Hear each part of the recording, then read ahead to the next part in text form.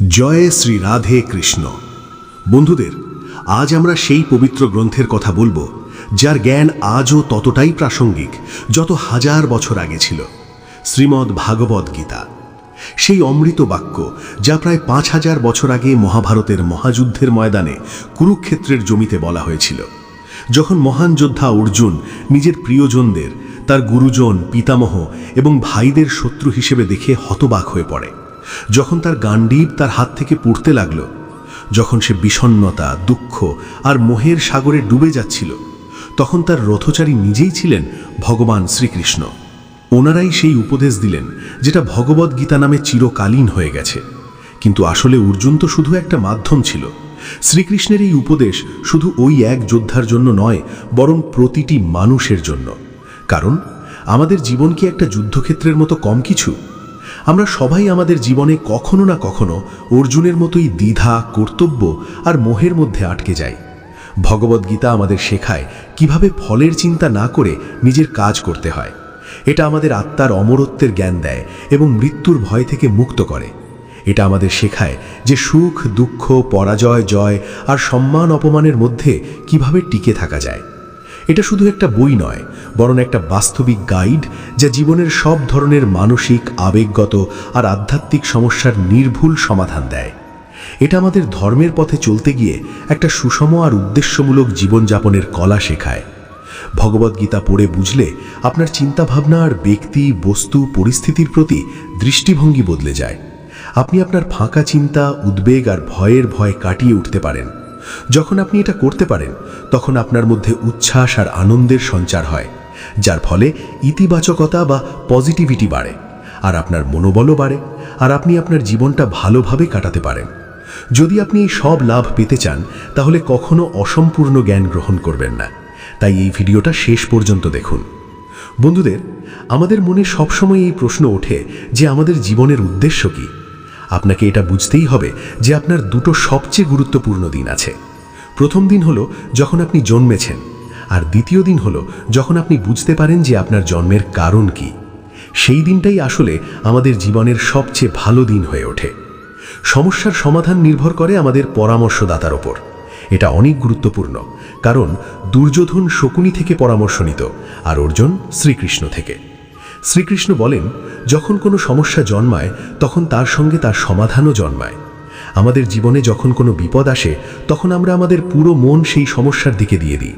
কিন্তু যা কিছু আগে থেকেই আমাদের জীবনে আছে, সেটা তখন আমাদের নজর থেকে হারিয়ে যায়, সেটা চোখে পড়ে না। তুমি কি কখনো মনোযোগ দিয়েছ? যারা তোমাকে অনেক ভালোবাসে তারা তোমার নজরে পড়ে না, কিন্তু কেউ যদি তোমাকে বিরক্ত করে, কষ্ট দেয়, তখন তার কথা সব সময় মনে আসে। 5 জন যদি তোমার সম্পর্কে ভালো কথা বলে, তুমি খুব দ্রুত ভুলে যাও, কিন্তু কেউ যদি তোমাকে গালি দেয়, খারাপ কথা বলে, তাকে তুমি কখনো ভুলতে পারো না। আমাদের প্রকৃতিও এমনই। আমাদের চারপাশের ভালো জিনিসগুলোতে মন যায় না, আর যেটা আমাদের সাথে খারাপ হয় তার দিকে মন বিশেষভাবে যায়। তাহলে তোমার এই গল্পটা অবশ্যই শুনতে হবে, যা তোমার সব খারাপ সময়ে খুব কাজে আসবে। এক রাজার কাছে একটা বিশাল বাগান ছিল, যেখানে নানা ধরনের ফলের গাছ ছিল, আর একজন কৃষক সেই বাগানটির যত্ন নিত, আর তার পরিবারও তার সাহায্য করত। প্রতিদিন সেই কৃষক বাগান থেকে তাজা ফল তুলে রাজাকে দিতে যেত। একদিন সে দেখল বাগানে আম, নারকেল, আমড়া আর অনেক ফল পেকে গেছে, আর খাওয়ার উপযোগীও হয়ে গেছে। তখন কৃষক ভেবে পড়ল, শেষমেশ কোন ফল রাজার কাছে নিয়ে যাই। সে ভাবলাম, আঙুরগুলো বেশ ভালোভাবে পেকে গেছে, তাই কেন রাজার জন্য আঙুরই না নিয়ে যাই। সে একটা টুকরি আঙুর দিয়ে ভর্তি করে রাজ্যের রাজপ্রাসাদের দিকে রওনা দিল। প্রাসাদে ঢোকার অনুমতি পেয়ে সে ভিতরে ঢুকল। তখন সে দেখল রাজা খুব চিন্তিত আর রেগে আছেন। আজও কৃষক প্রতিদিনের মতো পাকা ফল দিয়ে ভর্তি টুকরি নিয়ে রাজার কাছে এসে পৌঁছালো। রাজাকে রেগে দেখে কৃষক রাজা থেকে দূরে এক কোণে বসে পড়ল। তারপর রাজা আঙুর খেতে শুরু করল। একটা আঙুর খেয়ে আর একটা আঙুর কৃষকের মাথায় ফেলে মারতে লাগলো। আর যখন তার টার্গেট লাগলে কৃষক বলতো, দেখো, এটা তো খুব ভালো হয়েছে, ঈশ্বর অনেক দয়ালু। তারপর রাজা আরও জোরে কৃষকের মাথায় আঙুর ফেলে। এবারেও কৃষক আগের মতোই জবাব দিল, এটা তো আরও ভালো হয়েছে, ঈশ্বর সত্যিই অনেক দয়ালু। এটা দেখে রাজা বিস্মিত হলো। সে ভাবল, আমি তো ওর মাথায় আঙুর ফেলে দিচ্ছি, কিন্তু এর উপর কোনো প্রভাব পড়ছে না, বরং ও আরও বেশি খুশি হচ্ছে। এই প্রতিক্রিয়া দেখে ওকে জিজ্ঞেস করল, আমি তো বারবার তোমার মাথায় আঙুর ফেলছি, আর তুমি বলছো এটা তো খুব ভালো হলো। ঈশ্বর খুবই দয়ালু।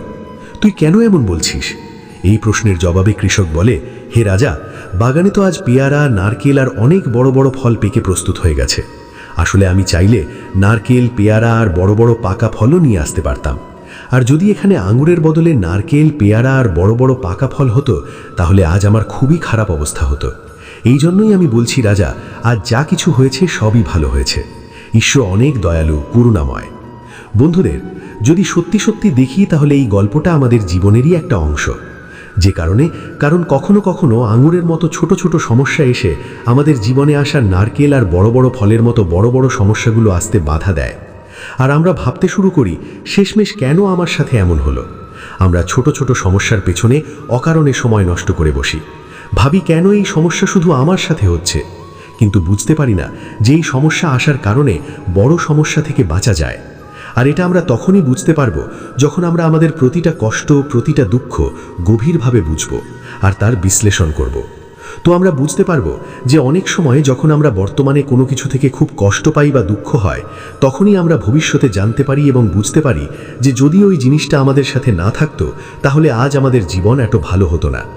দুঃখ হয়তো আমাদের ভালো লাগে না, কিন্তু অনেক সময় এটা আমাদের জীবনে বড় ধরনের পজিটিভ পরিবর্তন নিয়ে আসে। তাই মনে রেখো, সবসময় যে জিনিসটা ভালো দেখায় সেটাই আমাদের জন্য ভালো হবে এমনটা প্রয়োজন নেই। আর এটাও না যে কোনো জিনিস আমাদের দুঃখ বা কষ্ট দিলে সেটা আমাদের জন্য খারাপই হবে। তাই সবসময় মনে রেখো, যখনই তোমার জীবনে কোনো সমস্যা বা দুঃখ আসে, সেটা আসলে তোমাকে ভবিষ্যতে আসা বড় কোনো বিপদ থেকে বাঁচানোর জন্যই আসে। একবার এক পরিবারের ছেলে আর বাবা রাতে খেতে বসেছিল। তখন ছেলেটার মা তাদের প্লেটে পুড়ে যাওয়া রুটি আর সবজি নিয়ে আসলো এবং মা ছেলে বাবাকে মাফ চাইল, বলল ভুলবশত তার রুটি পুড়ে গেছে। তখন ছেলেটার বাবা তার স্ত্রীকে বলল, তুমি একদম চিন্তা করো না, পুড়ে যাওয়া রুটি তো একটু খাস্তা হয়, আর আমি সেটা খেতে অনেক ভালোবাসি। এমনটাই রুটি আমাকে খুব ভালো লাগে। বাবার এই কথা শুনে ছেলে বাবাকে জিজ্ঞেস করল, বাবা, তোমাকে জ্বলন্ত রুটি কেন এত ভালো লাগে? তখন বাবা বলল, তোমার মা আজ সারা দিন কাজ করেছে। একটা জ্বলন্ত রুটি কাউকে কষ্ট দেয় না, কিন্তু যদি আমি তাকে কঠোর এবং তিক্ত কথায় উত্তর দিতাম, তাহলে ওর মন খুব আঘাত পেত। কঠোর এবং তিক্ত কথা হৃদয়কে গভীর আঘাত দেয়। এই পৃথিবীতে এমন কেউ নেই যার কোনো ত্রুটি না থাকে। তাই আমি এটা বুঝেছি, আর আমরা দুজন জীবনভর এই শিক্ষাই নিয়েছি। একে অপরের ভুল মেনে নিতে, ভুলগুলো অজানা করে দিয়ে একে অপরের খামতিগুলো মেনে নিয়ে জীবনযাপন করা শিখতে হবে। তবেই আমাদের সম্পর্ক সুখী থাকবে। বন্ধুদের, এই গল্প থেকে আমরা শিখি যে আমাদের জীবনে একে অপরের ভুল ক্ষমা করা উচিত। একে অপরকে কড়া বা কটু কথা বলা উচিত নয়, বরং একে অপরের খামতি বুঝে একে অপরের পাশে দাঁড়ানো উচিত।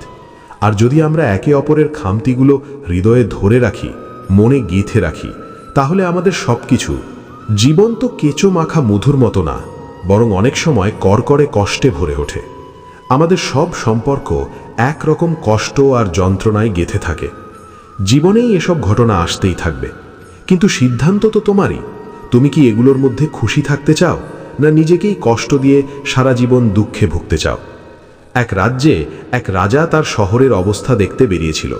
ভাবল, আজ দেখি তো আমার শহরের মানুষগুলো কেমন আছে, কি সমস্যায় তারা জর্জরিত, কেমন করে তারা জীবন কাটাচ্ছে। পথে সে এক বৃদ্ধ লোককে দেখল, মাথায় কাঠের এক বান্ডিল নিয়ে চলছিল। সে খুবই দরিদ্র ছিল। রাজা তখন দেখে খুবই দুঃখ লাগলো। সে ওই বৃদ্ধ লোকটাকে জিজ্ঞেস করল, আপনি এত গরমে কাঠের গুট্টি মাথায় নিয়ে যাচ্ছেন, আপনার শরীর তো ঘামে ভিজে গেছে। আপনি আমার রথে উঠে বসুন, আমি যেখানেই যাবেন আপনাকে নিয়ে যাব। ওই দরিদ্র বৃদ্ধ লোকটা রাজাকে বলল, মহারাজ, আমি তো খুব ছোট মানুষ, আপনার রথে কিভাবে বসতে পারি? তখন রাজা বলল, আমি ছোট বড় কাউকেই ভেদাভেদ করি না। আমাদের একে অপরের সাহায্য করা উচিত। যদি আমাদের কাছে কিছু বেশি থাকে আর কারো কাছে সেটা কম থাকে, তাহলে আমাদের অবশ্যই তাকে সেটা দিতে হবে, দেওয়া উচিত। আর আমিও একজন মানুষ, আর একজন মানুষ যদি আরেকজন মানুষের কাজে না আসে, তাহলে কে আসবে? আর এমন মানুষ যে অন্যের কষ্ট বুঝতে পারে না, সে মানুষ হতে পারে না, সে তো পশুর মতো। তাই তুমি আমার রথে এসে বসো, আমি তোমাকে তোমার গন্তব্যে অবশ্যই পৌঁছে দেব। রাজা যখন দয়ালু হলেন, সেই দরিদ্র কৃষক রাজার রথে এসে বসে গেল। রথ যখন এগোতে শুরু করল, রাজা দেখলেন ওই কৃষকের মাথা থেকে এখনো ঘাম পড়ছে। তখন রাজা দেখলেন ওই কৃষক তার মাথা থেকে কাঠের গুট্টিটি নামায়নি, রাজা ওই বৃদ্ধ কৃষকের কাছে বললেন, যখন তুমি এই রথে বসেইছ, তোমার মাথার উপর এই গুটটি রাখার কি দরকার? তুমি তো এই গুটটিটা রথের ওপর রেখে দাও।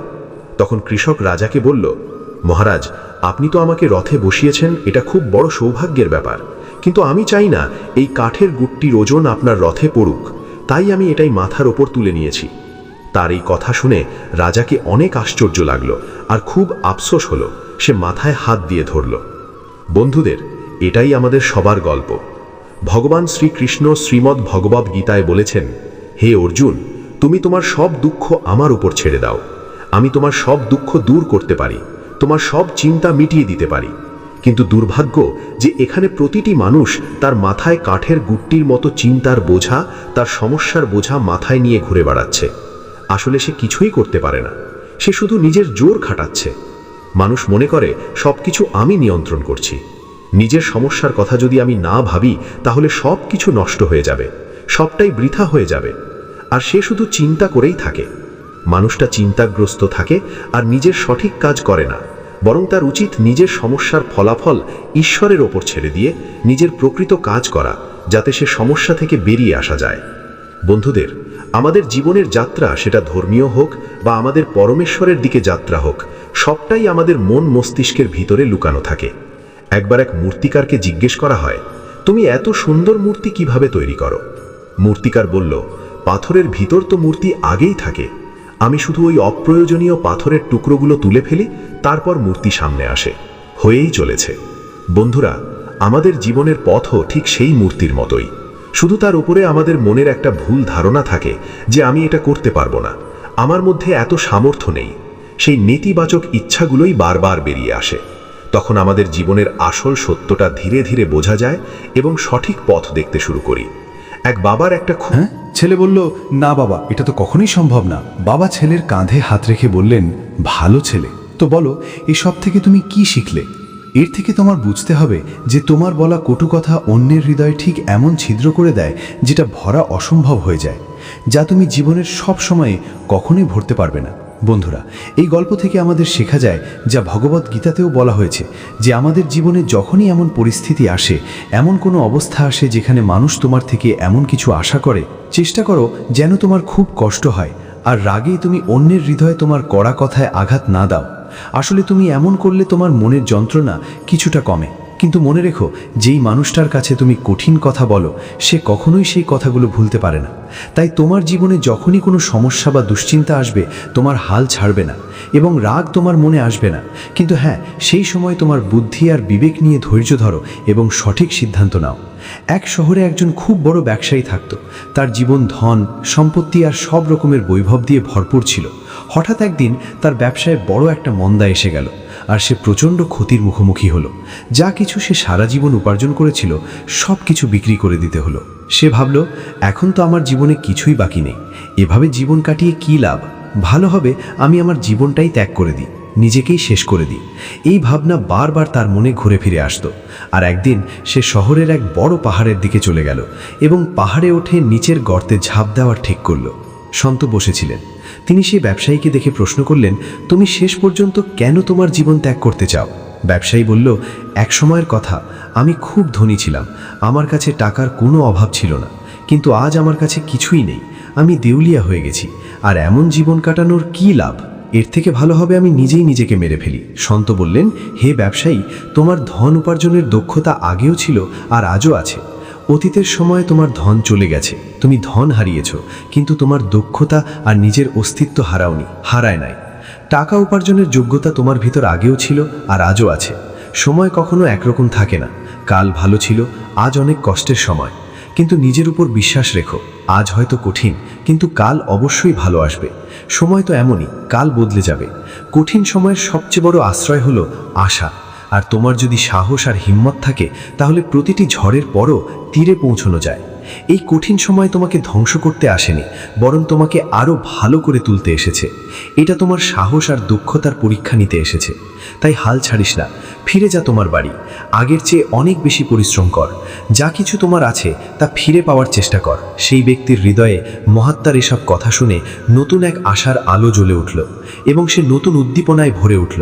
সে বুঝল, টাকা শেষ হয়ে গেছে, কিন্তু আমি তো শেষ হইনি। আমার পরিচয় কি শুধু টাকাই? টাকা আমার জন্য ছিল, আমি টাকার জন্য না। আমি আমার দৃঢ় ইচ্ছাশক্তি আর শক্ত মনের জোরে যখন চাই তখন টাকা উপার্জন করতে পারি। সেই ব্যবসায়ী ফিরে এলো তার শহরে এবং মহাত্মার কথা মতো সে অনেক পরিশ্রম করলো আর আগের চেয়ে অনেক ধনী হয়ে উঠল। বন্ধুরা, এই গল্প থেকে আমরা শিখতে পারি যে সময় যতই আমাদের কষ্ট দিক না কেন, সময় তো কেটে যায়ই। তাই সবসময় মনে রাখতে হবে, তোমার জীবনে যখনই কোনো সমস্যা বা কষ্ট আসবে, সেটা আসবে তোমার সাহস পরীক্ষা নিতে। তাই কঠিন সময়ে ভয় পেয়ে পেছনে না হটিয়ে তা মোকাবেলা করো আর তোমার জীবনে আরও ভালো সাফল্য অর্জন করো এবং এগিয়ে যাও। একবারের কথা, এক ব্যক্তি জঙ্গলের রাস্তা দিয়ে অন্য শহরে যাচ্ছিল। পথে সে একটা হাতি দেখলাম ও হাতিটা অনেক শক্তিশালী, কিন্তু এর পরেও ও একটা পাতলা জড়িতে বাঁধা ছিল। আমি খুব অবাক হলাম যে এত শক্তিশালী হাতিটা একটা পাতলা জড়িতে বাঁধা আছে। হাতি চাইলে ওই জড়িটা একবারেই ভেঙে ফেলতে পারত, কারণ ও বড় বড় পাথর গাছ যে কেউ উপকে ফেলে দিতে পারে। বড় বড় শিকলও ভেঙে নিজের স্বাধীনতা পেতে পারত।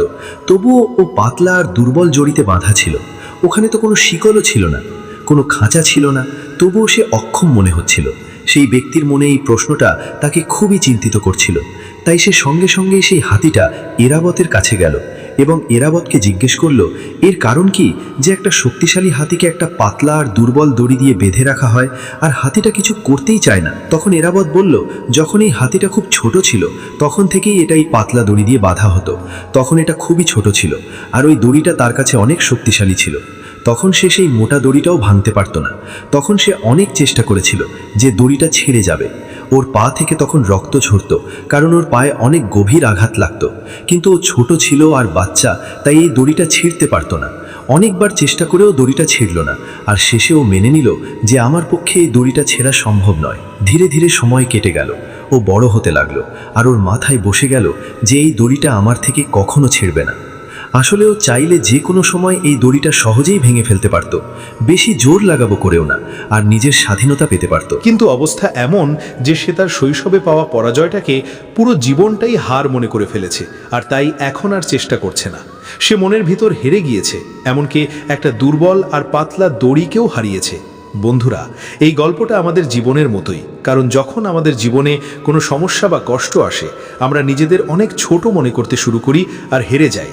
আমাদের মন ভয়ে ভরে যায়, আর ফলাফল হয় যে সেই সমস্যার থেকে বের হওয়ার জন্য আর দ্বিতীয়বার চেষ্টা করিই না, কারণ আমরা মানসিকভাবে হার মানে বসে থাকি।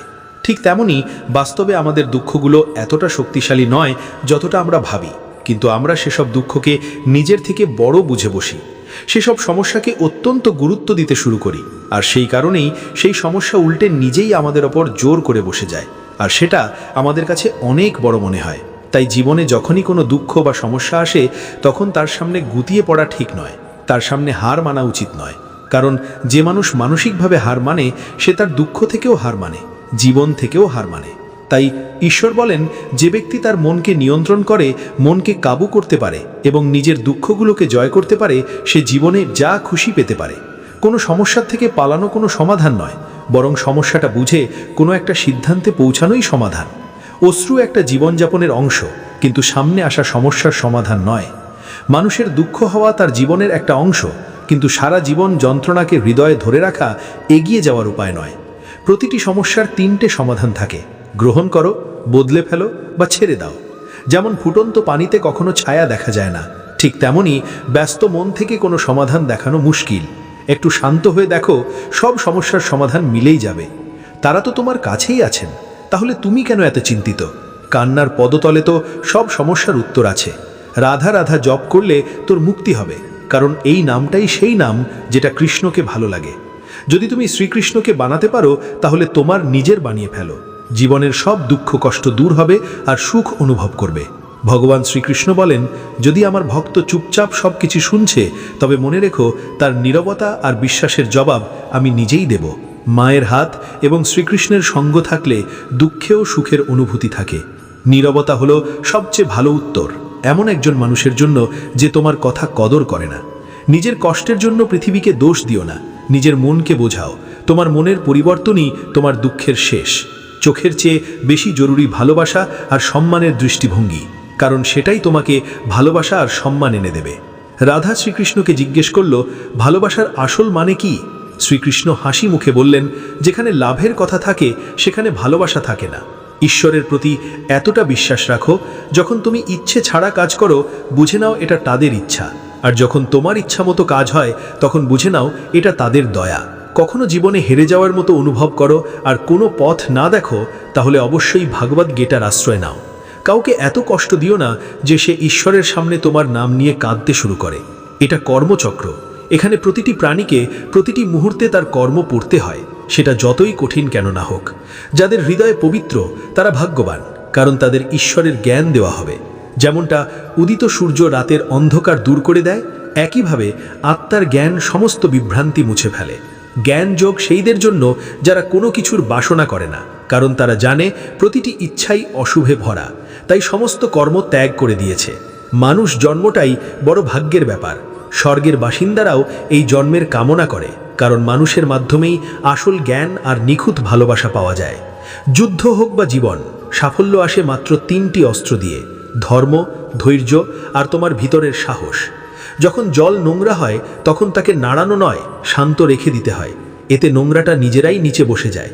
ঠিক তেমনি জীবনে সমস্যা এলে উত্তেজিত হওয়ার বদলে শান্ত থেকে চিন্তা করলে অবশ্যই সমাধান বের হবে। সময় আর ভাগ্য দুটোই পরিবর্তনশীল, এদের নিয়ে কেউ অহংকার করতে পারে না। সম্পর্ক সেই আত্মাকে জোড়ে যা আমাদের সঙ্গে আগের জন্মের কোনো সম্পর্ক রাখে। তবুও এই ভিড়ে কে কারে চেনে? রাগী মানুষের একটা অভ্যাস থাকে যেখানে সে নিজেই ফাঁদে পড়ে, নিজেই জড়িয়ে পড়ে, নিজেই পচতায় আর নিজেই পিছিয়ে পড়ে। শ্রীকৃষ্ণ বলেন, প্রেমে দরকার নয় যে উপহার কোনো জিনিসই হোক, প্রেম মানে যত্ন আর সম্মানও খুব ভালো উপহার। কখনো কারো কাছে দিয়ে দেখো, মানুষের দুঃখের কারণ তার প্রেমই। সে যত বেশি মায়া করবে তত বেশি কষ্টই পাবে। যে নিজের নয় তার উপর কখনো অধিকার দেখাবে না, আর যে বুঝতে পারে না তাকে কখনো দুঃখ দেবে না। মানুষের জীবনের দুঃখের মূল কারণ তার নিজের আশা আর ইচ্ছা। নিজেরা হলো যারা বিপদে কাজে আসে, নিজের সঙ্গে সময়ের হিসাব থাকে না, নিজেরাই পরিচিত হয়। জীবন পাওয়া ভাগ্যের ব্যাপার, মৃত্যু হওয়া সময়ের ব্যাপার, কিন্তু মৃত্যুর পরেও মানুষের মনে বেঁচে থাকা সেটা কর্মের ব্যাপার। শ্রীকৃষ্ণ বলেন, হে অর্জুন, তুমি করো যা তোমার ইচ্ছা, যা হবে তা আমি চাই। তুমি যা আমি চাই তাই করো, তারপর হবে যা তুমি চাও। শ্রীকৃষ্ণ বলেন, যখন মন ভক্তিতে ভরা এবং মনোভাবে কোনো প্ররোচনা নেই, তখন আমি নিজে তোমার সঙ্গে থাকব। যারা তোমার সঙ্গে হৃদয় দিয়ে কথা বলে তাদের কখনো মাথা দিয়ে জবাব দেবে না। স্বাধীনতার অনুভূতি সবার কাছে প্রিয়, তাই যদি সত্যিকারের ভালোবাসা পেতে চাও তাহলে তাকে স্বাধীন ছেড়ে দিতে হবে। যে ভালোবাসা, যেখানে সম্পর্কের মধ্যে স্বার্থ, অহংকার বা লাভালাভ থাকে, সেখানে সেই সম্পর্ককে কখনো ভালোবাসার সম্পর্ক বলা যায় না। কারণ ভালোবাসার সম্পর্ক নিঃস্বার্থ হয়, অর্থাৎ ভালোবাসার সম্পর্কের মধ্যে কোনো স্বার্থ থাকে না। স্বর্গের স্বপ্ন দেখা ছেড়ে দাও, নরকের ভয় ছেড়ে দাও। কে জানে কি পাপ কি পুণ্য? শুধু কারো মন কষ্ট দিও না তোমার স্বার্থের জন্য। বাকিটা সবাইকে প্রকৃতির ওপর ছেড়ে দাও। না টাকা বড় না পদ বড়, ঝামেলায় যারা পাশে দাঁড়ায় তারাই সবচেয়ে বড়। পরিবর্তনই প্রকৃতির নিয়ম, তাই যারা পিছিয়ে গেছে তাদের দুঃখ করার বদলে তোমার